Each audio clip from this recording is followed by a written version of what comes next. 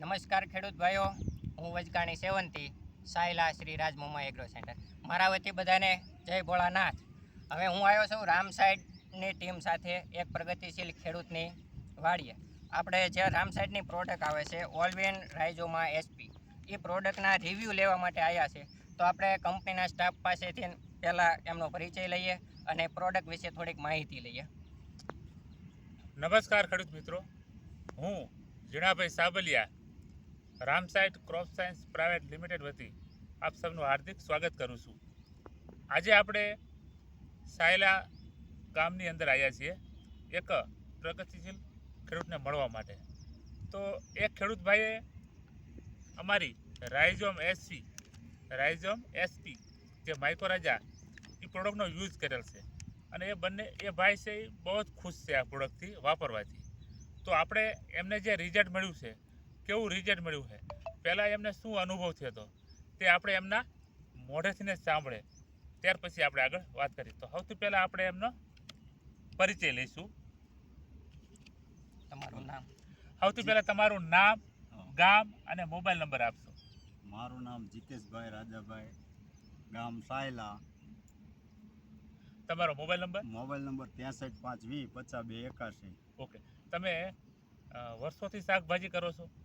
વર્ષોથી એટલે 2 વર્ષથી હું 2 વર્ષથી શાકભાજી. એમાં શાકભાજીમાં કયા શાકભાજી? શાકભાજીમાં ચોળી છે, રીંગણી છે, મરચી છે, પછી ભીંડો છે, ગવાર છે, બધું લગભગ શાક આવી જ જાય. ઓકે. હવે તમે રાજાભાઈ, જીતુભાઈ, તમે જે પ્રોડક્ટ વાપરી છે, બરોબર, હા, પ્રોડક્ટ નથી વાપરી અથવા તો પ્રોડક્ટ વાપરી, ત્યાં બંને વચ્ચેનો તફાવત અને રિઝલ્ટ કેવું મળ્યું આપણે આ પેકેટ? આ પેકેટનું રિઝલ્ટ બાગો કહેવાય. શું કહેવાય? બાગો. બાગો. હારામાં હારું. ઓકે. હારામાં હારું રિઝલ્ટ કહેવાય. અત્યાર સુધીમાં મેં કોઈ દી નથી વાપર્યું. આ પહેલી વાર વાપર્યું અને રિઝલ્ટ મને જોરદાર મળ્યું આમાં રીંગણીમાં. બરોબર. બીજું એક કંપનીનું હું લાવ્યો તો બીજામાં નાખવા, પણ એનું 5 દી થઈ ગયા પણ રિઝલ્ટ આવ્યું નથી. બરોબર. આનું વાપર્યું, મસ્ત રિઝલ્ટ આવ્યું. કઈ રીતે તમે આનો ઉપયોગ કર્યો હતો?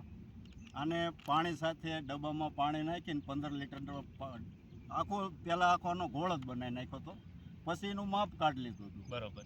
એટલે આટલા મેં અડધા વીઘામાં જે ઉપાય દીધું. બરોબર. હા. આ પેકેટ તમે ડબ્બામાં પાણી સાથે પાયું, એ પાણી સાથે પાયા પછી એ પહેલાંની રીંગણી કેવી હતી અને પાયા પછી રીંગણીમાં શું તફાવત તમને જોવા મળે? પહેલાં આમ પીળાશ જેવી હતી અને આમ છોડનો હાવ આમ મરી ગયેલો ચમ છોડવો હાવ ઝીણો 2 ઇંચનો 3 ઇંચનો છોડવો રોગ. છોડ નાનો હતો. હાવ છોડ નાનો છોડ હતો. પીળો હતો. ઓકે. એટલે આમ કોઈ વિકાસ જેવું કઈ દેખાતું નહોતું. આ છોડવા વહી જાય છે, આ છોડવા વહી જાય છે નહીં. બરોબર. પછી મેં રીંગણીનો રોપ લાવ્યો, અહીંયા મેં ફોન કર્યો, મને કે એવું થાય નહીં. પછી મેં સેવંતીભાઈને વાત કરી. બરોબર છે કે મારે આવી રીતે થાય છે, તો મને કે આ પેકેટ તમે લઈ જાઓ અને પી જુઓ એકવાર, તમને કેમ રિઝલ્ટ આવે છે, કમ્પ્લીટ થઈ જાય છે કે. અને કયું એવું વાત જેવી કરી એવું કમ્પ્લીટ રિઝલ્ટ આવ્યું. આ છોડવામાં તમે બતાવશો કે આ છોડવા જે ફૂટ છે હું તમને રિઝલ્ટ દેખાડું? આ ફૂટ હારામાં હારી છે. ફૂટ કેટલી થઈ જુઓ. મતલબ પાયા પહેલા આવું હતું? નહીં, પાયા પહેલા આવું નહીં. પાયા પછી આ છોડવાની જે ફૂટ છે એકદમ સારામાં સારી ફૂટ આવી. બરોબર છે. સરસ ફૂટ છે. તો જીતુભાઈ, તમે આ જે પેકેજ વાપર્યું એ વાપરે તમને સારામાં સારું રિઝલ્ટ જોવા મળ્યું. હા. એ વાપર્યા પછી તમે બીજા ખેડૂતને શું ભલામણ કરો? આ જ પેકેટ વપરાય, બીજું એકેય વસ્તુ ન લેવાય. રિઝલ્ટ 100% તમારા પૈસા લેખે લાગે અને ઓલું તમે ખર્ચમાં ઉતરો. કોઈ વસ્તુ થાય ને 100% ગેરંટી, વસ્તુ તમારે 100% થાય. ઓકે.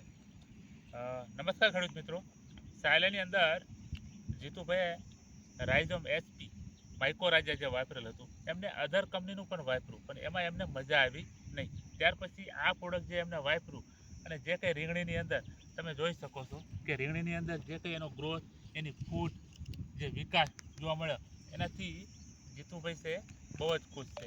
તો દરેક ખેડૂતોને